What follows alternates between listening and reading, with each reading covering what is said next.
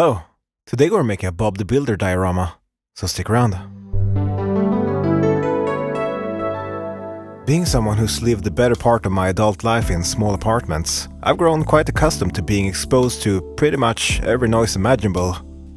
If you ever lived in an apartment, I'm sure you can attest to that yourself. I mean, I don't want to come across as someone who complains about every last little noise. I know I've chosen to live in close proximity to strangers, but I mean, it's 9:30 on a Monday and you're drilling holes in the wall! What the fuck? So today I'm making a diorama to channel all the negative emotions into something positive.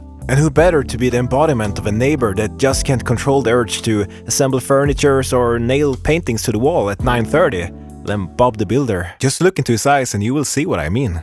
The idea is to make a two-story apartment building showing a cross-section of two rooms. One room with Bob the Builder in the process of changing floorboards, and the other with a nameless person on the brink of insanity.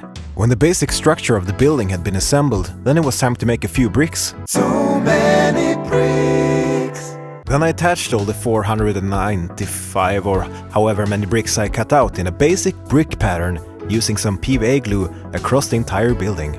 When the glue had dried, then I took my trusty old rock and I poked some indent into the surface of the brick wall. That way it would be easier to get the bricks to look a bit more realistic once it was painted. Since I usually don't stir things into my coffee, I don't have too much use of these coffee stirrers, but oh boy, they worked great as floorboards in Bob's apartment. And since the diorama would show him in the middle of changing floorboards, I didn't cover the entire thing, but leaving it looking unfinished. When the floor were in place, then I glued a window frame to the wall in both the upper and the lower apartment, and the upper apartment also got a curtain rod. The lower apartment will be quite dark and look like it's in the middle of the night, so I glued together a bunch of really thin strips of plastic card to make blinds for the window.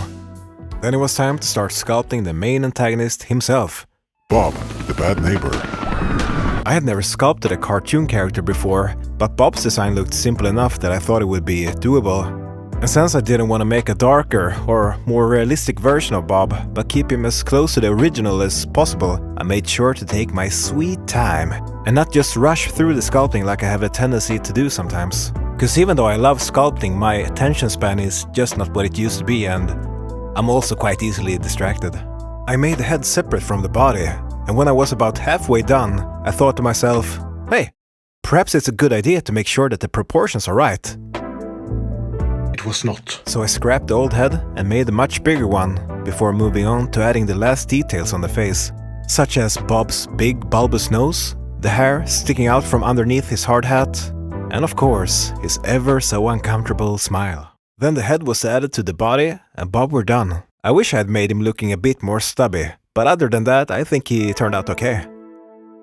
If you liked the video so far, please consider giving it a thumbs up. That would mean a lot to me. Thank you, thank you. Next up, it was time to make the unfortunate neighbor living underneath Bob. The idea was to make a skeletal-looking character sitting on the edge of the bed with his head in his hands while contemplating his existence. I wanted him to look like he hadn't been able to sleep for weeks, like living in a sleep-deprived state, unable to drown out the ever-present noise of his dear neighbor. Or something like that. And I think it turned out okay. Then it was time to make some furniture and other miscellaneous items. I started by making a bookshelf with 3 individual shelves. Unfortunately, I didn't see that one of the shelves were a bit shorter than the rest, which kind of compromised the structural integrity and... But 2 shelves is better than 3. In this diorama, Bob's weapon of choice for maximum noise will be a table saw that I will use to cut the floorboards into correct length. I bent 4 small aluminum wires that would serve as the legs for the table saw, and when those were attached on each side of the table, then I added a small saw blade made of plastic card, as well as some other additional details to finish up the table saw. I wanted Bob to have some truly disturbing art hanging on his wall, and yeah, I nailed it. I decided to make a nightstand for the lower apartment, so I took some XPS foam and cut away pieces until I had 4 legs left underneath. Then adding 2 small pieces of coffee stirrers to make some drawers. Using the same materials, I crafted a bed that our sleep-deprived friend could sit on and be sad. Of course you're gonna be sad if you don't have a pillow or a blanket. So I grabbed some clay and I made just that. And when that was done, well, then we were done with building everything. And it was time to paint. I started by painting Mr. Sadman, because I felt the urge to paint a light to dark blue gradient. That would be the way that everything in the lower apartment would be painted. Because the idea was to try and emulate a faint light seeping in from the window, coloring everything blue. So I also tried to be very consistent where I placed the highlights, making the right side the brightest side.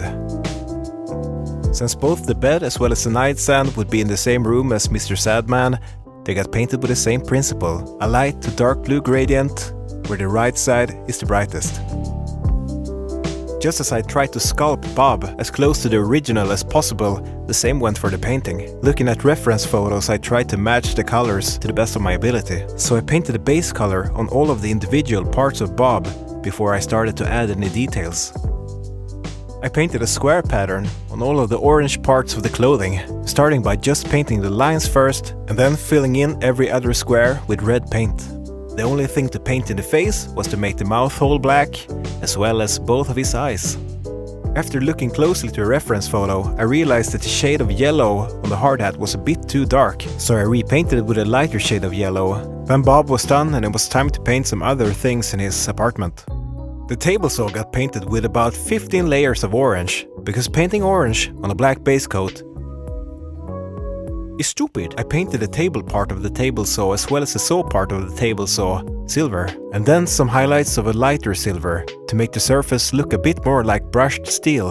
And lastly, I added a protective cover to the saw blade that I made out of some thin transparent plastic.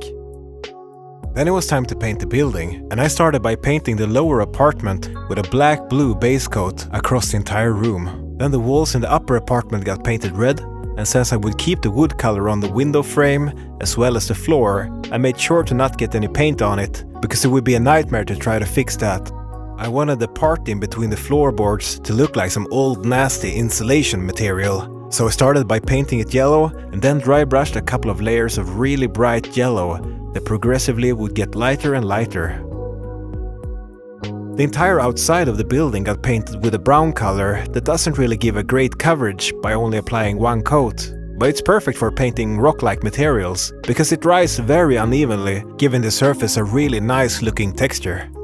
The sides of the base got painted black, and when that was done, then it was time to dry brush some highlights onto the bricks.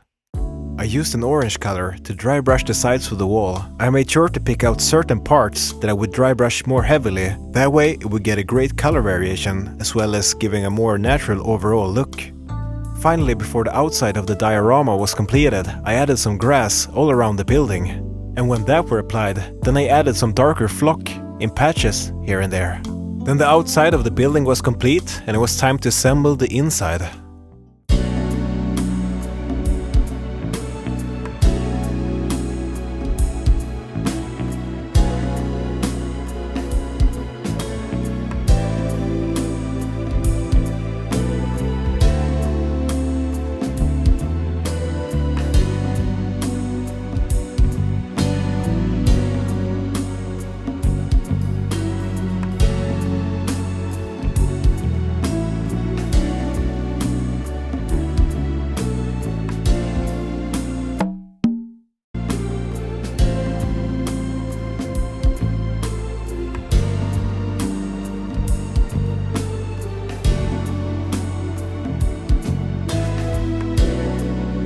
Here we are, the end.